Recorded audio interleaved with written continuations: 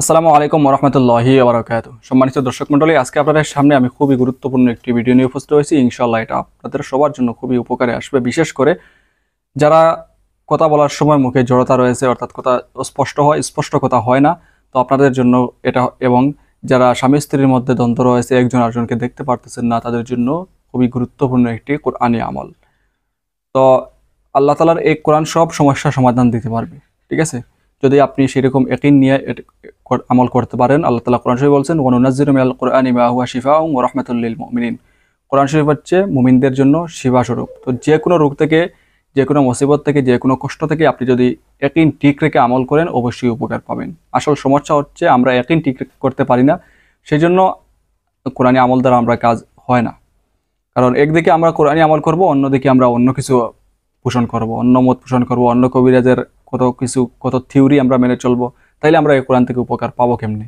একক সত্র যদি একমাত্র আপনি কোরআনের উপর আপনি একদম ইয়াকিন রাখেন, আর আল্লাহ তাআলার উপর আপনি বিশ্বাস রাখেন, ভরসা রাখেন যে আল্লাহ তাআলার কালাম, এই কালাম থেকে আমি অবশ্যই উপকার পাবো, এই কালাম থেকে যদি উপকার না পাই তাইলে আর কোথা থেকে পাবো, এরকম দৃঢ় ইয়াকিন নিয়ে যদি আপনি আমল শুরু করেন, তাহলে আমল দ্বারা আপনি উপকৃত হবেন, এর মধ্যে কোনো মিস নেই। তো যাই হোক, আসুন এখন জেনে নেই কি আমল করলে স্বামী স্ত্রীর মধ্যে মহব্বত সৃষ্টি হবে এবং কি আমল করলে মুখের জড়তা দূর হবে। প্রথম যেটা, স্বামী স্ত্রীর মধ্যে যদি মহব্বত না থাকে, তবে স্বামী স্ত্রীর মহব্বতের নিয়তে 3বার সূরা জুমা পাঠ করিলে উভয়ের মধ্যে মহব্বত পয়দা হইবে। তো এটা আপনি দূর থেকেও করতে পারবেন। অনেক সময় অনেক তদবির আছে, মনে করেন কোনো কিছু খাওয়াতে হয়, তো প্রশ্ন করেন যে কিভাবে খাওয়াবো, বা অনেক তদবির আছে এটা কাছে না থাকলে হয় না। তো এটা কিন্তু আপনি দূর থেকে করতে পারতেছেন।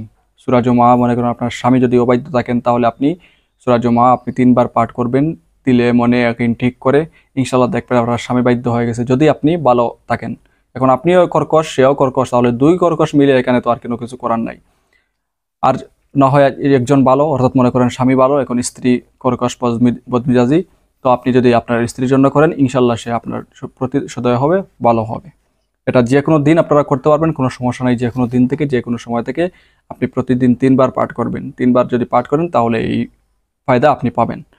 তারপরে যেটা হচ্ছে, যদি কেউ পরিষ্কারভাবে কথা বলতে না পারে, তবে সে সূরা জুমা প্রতিদিন পাঠ করিবে, খুদার ফজলে জবান পরিষ্কার হইয়া যাইবে।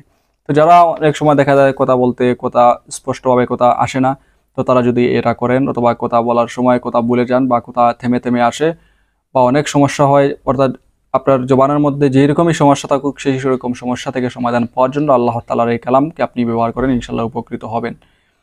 তো এটা আপনি যে কোনো সময় মাত্র একবার পাঠ করবেন, এই নিয়তে, যাতে করে আপনার মুখের জবান শুদ্ধ হয়, সুন্দর হয়, এটার স্পষ্টতা দূর হয়, স্পষ্টভাবে কথা বলতে পারেন, এই নিয়তে আপনি এটা করেন, তাহলে দেখবেন ইনশাল্লাহ আপনি অবশ্যই উপকৃত হবেন। তো এটাও আপনি যে কোনো দিন থেকে শুরু করতে পারবেন, কোনো সমস্যা নেই। সারসংক্ষেপ যে আমল, সেটা হচ্ছে সূরা জুমা যদি আপনি প্রতিদিন 3বার পাঠ করেন, তাহলে স্বামী যদি আপনার অবাধ্য থাকে, স্বামী বাধ্য হবে, স্ত্রী পাঠ করলে, যদি স্বামী পাঠ করেন, স্ত্রী অবাধ্য থাকেন, তাহলে স্ত্রী বাধ্য হবেন। প্রতিদিন মাত্র 3বার সূরা জুমা, যে কোনো সময়। আর প্রতিদিন একবার যদি পাঠ করেন, ওই ব্যক্তি, যে ব্যক্তি কথা বলার সময় মুখ দিয়ে পরিষ্কারভাবে কথা আসে না, মুখের মধ্যে জড়তা রয়েছে, ওই ব্যক্তি যদি প্রতিদিন সূরা জুমা একবার পাঠ করেন, তাহলে তার মুখের জড়তা দূর হবে, সুন্দরভাবে কথা বলতে পারবেন ইনশাআল্লাহ, ঠিক আছে।